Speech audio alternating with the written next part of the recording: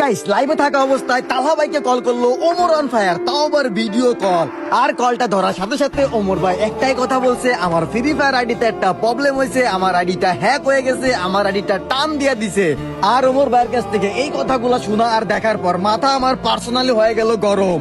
আর খালি বারবার ভাবতাছিলাম কে করলো ওমর ভাইয়ের সাথে এইরকম একটা খারাপ কাজ।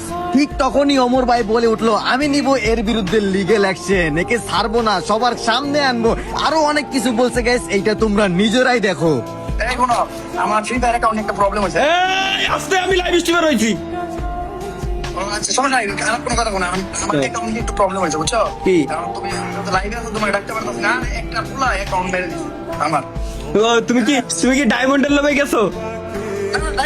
মানে অ্যাকাউন্ট ওইটা কেনা অ্যাকাউন্ট ছিল ওই পুলায়, মানে ও ছিল ওই প্রথম মালিক। ওই পুলা আমার ক্লিয়ার হয়েছে যে ওই অ্যাকাউন্টে তোমার কি যার থেকে আমি কিনছি ওর থেকে সব লেনদেন শেষ হয়েছে, ওই পুলা কিন্তু শেষ হয়ে গেছে। ওই পুলা রিটার্ন দিয়ে দিছে আমার। ওই পুলার নাম অ্যাড্রেস অ্যাকাউন্ট সব আমি বাই করছি, বুঝছো? অ্যাকাউন্ট বাই করছি, লিগ্যাল অ্যাকশন নিতে হবে, নয় এছাড়া সম্ভব না। বুঝছি। পাইছো ওরে, সব পাইছো?